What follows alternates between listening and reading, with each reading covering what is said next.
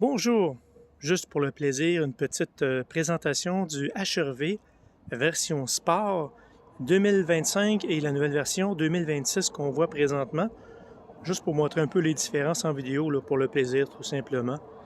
Donc, je vais commencer avec la 2026, les nouveautés. Première chose, les mags sont noirs à l'extérieur. Le devant et tout, c'est la même chose là, si on regarde l'un et l'autre. Donc, exemple, si on montre le 2025 avec les mags d'origine, en fait, les deux sont avec les mags d'origine. Tout est d'origine, en fait, tant qu'à ça, avec ces deux véhicules-là. Donc, les mags noirs, comme je disais. Pour ce qui est des côtés du véhicule, les rétroviseurs et tout, c'est la même chose. Donc, tout le véhicule, à part les mags, c'est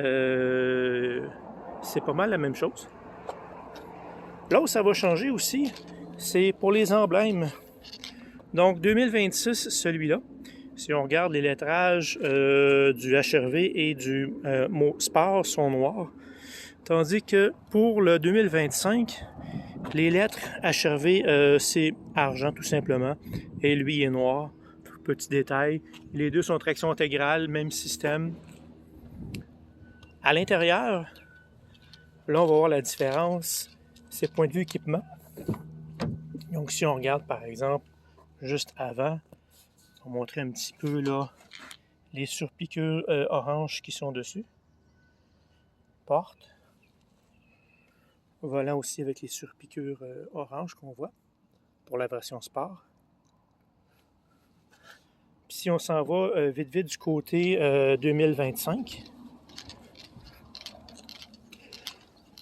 même principe. Donc c'est toujours les surpiqûres orange, les mêmes motifs dans la porte, les mêmes sièges, les mêmes tissus qu'on peut voir. Par contre, là où ça va changer, c'est ici. Donc, si on regarde l'écran, là, devrait être un peu plus grande. Et il n'y a pas la charge donc par induction pour charger le téléphone sans contact. Il y a ça aussi qui va changer. Mais si on regarde l'instrumentation de centre pour la climatisation automatique et manuelle, entre autres, bon, les sièges chauffants, évidemment qu'on ne voit pas de chaque côté, miroir chauffant défrosse, les éléments chauffants pour les essuie-glaces à l'avant, les deux vont avoir ça évidemment. Le volant chauffant aussi, tant qu'à ça, régulateur adaptatif, bon, une chose que les deux véhicules vont avoir. On cherche simplement à montrer la différence entre les deux et non tous les équipements, parce qu'il y en a quand même beaucoup. Puis si maintenant on va dans le 2026 et qu'on fait le même petit jeu de comparaison, donc toujours là, les rétroviseurs en avant chauffant, le volant chauffant, évidemment, ils vont tous avoir ça, c'est le même système. C'est les mêmes couleurs là, pour les bordures en orange. Par contre, l'écran est un peu plus grande. Si on regarde, c'est sûr que c'est dur à dire comme ça, mais effectivement, on la voit un peu plus grande sur le contour. Sinon aussi, ben oui, la plaque par induction, donc la recharge sans contact. Et maintenant, c'est rendu, il faudrait que je regarde dans l'autre, j'ai oublié de mémoire. C'est prise USB pour la connectivité, quoi qu'elle est sans fil en passant. Et aussi la recharge aussi. Donc, on peut le brancher pour Android Auto ou Apple CarPlay filaire, mais il est aussi disponible sans fil. Et la recharge qui est là. Donc, USB-C 2 fois. Et aussi, ça n'a pas changé, de chaque côté, il va y avoir les ports... Ah non, ils l'ont enlevé ici. Ici, il n'y en a plus. Avant, il l'avait. Maintenant, il l'a là. Donc, on en a perdu une USB du côté passager en bas, ici. Par contre, on est rendu avec la plaque d'induction. Donc, c'est quand même une très bonne chose. Si je vous montre le... On avait le 2026, je vous montre le 2025. Le 2025, lui, ben, comme je disais, n'a pas la plaque par induction et il n'a qu'un port USB, tandis que l'autre avait deux ports USB-C et lui, c'est un port USB-A.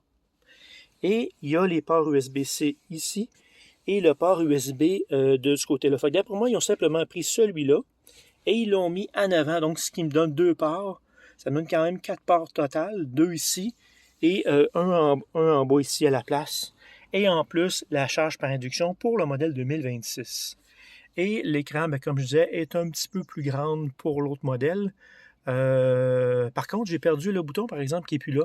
Là, j'avais le bouton pour sélectionner la radio. Moi, je disais le poste de radio, entre autres.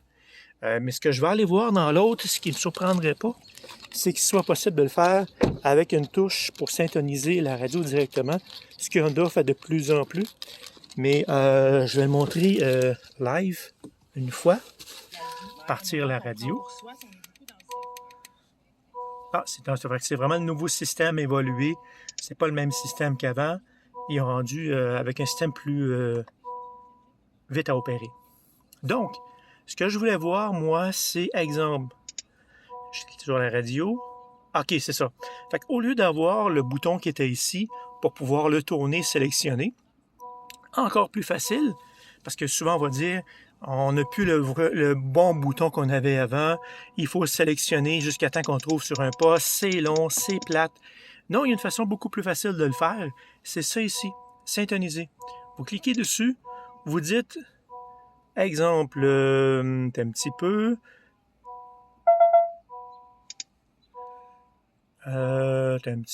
juste parce que je ne l'ai jamais essayé, donc je le fais pas mal live. Il doit y avoir une autre façon de le faire. Syntoniser. Station. OK, lui, il fonctionne comme ça. Donc, c'est pas directement. Il faut que j'aille dans Station. Et en fait, lui, ce qu'il va faire, c'est qu'il va me montrer tous les postes qui sont les plus forts où je me trouve. Donc, exemple, je veux, je sais pas, faire un test 98.5 Montréal. Je m'en vais chercher 98.5 parce que je sais qu'il va le capter, ce qui est le cas d'ailleurs. Je clique dessus. Puis pour le sauvegarder, j'ai des touches qui sont en bas. Exemple, je le touche quelques secondes. Ça me permet de programmer mon poste simplement comme ça. Donc c'est quand même bien, même malgré que je n'ai pas le bouton qui est ici, je suis quand même capable de le faire en cliquant sur Station et en sélectionnant les postes que lui-même va me montrer qui captent bien où je me trouve, tout simplement. Donc, c'est une fonction qu'on avait. Ils ont juste détourné le bouton, mais ça fait longtemps qu'on a cette fonction-là. Donc, chose dit. Et l'écran a de l'air plus belle aussi. Je vais essayer de voir le reculon. Qu'est-ce que ça donne? On va partir de l'auto, ça va aller mieux. L'écran de centre ressemble énormément à l'autre. Bon, ça c'est correct. Ouais, l'écran est un peu plus belle, on dirait. La luminosité, le contraste est amélioré. Je vais essayer le reculon, voir. Ah oui, vraiment belle. Ouais, vraiment là, toujours les 3 angles de vision. Ça fait longtemps qu'on a ça. Et ce qui est bien aussi, l'avertisseur, donc s'il y a un véhicule qui s'en vient à l'arrière en reculant d'un bord ou l'autre, il va vous avertir de faire attention parce qu'il y a un véhicule qui s'en vient comme ça. Ou de l'autre côté, bien évidemment. Fait que ça, je peux l'activer ou désactiver. Donc ça, c'est bien. OK. Sinon, le reste, je vous dirais, le toit ouvrant et les autres fonctions, ça se ressemble beaucoup. Mais vous allez beaucoup aimer le fait que le système soit disponible Apple CarPlay ou Android Auto, mais sans fil. Ça, c'est une bonne chose. Pour l'avoir, c'est vraiment agréable. Pas besoin de penser toujours à brancher le fil. Donc, c'était le petit survol que je voulais faire pour le HR-V Sport 2026 versus 2025, tout simplement. Fait que ça m'a fait plaisir. Venez le voir, venez l'essayer. Bonne journée.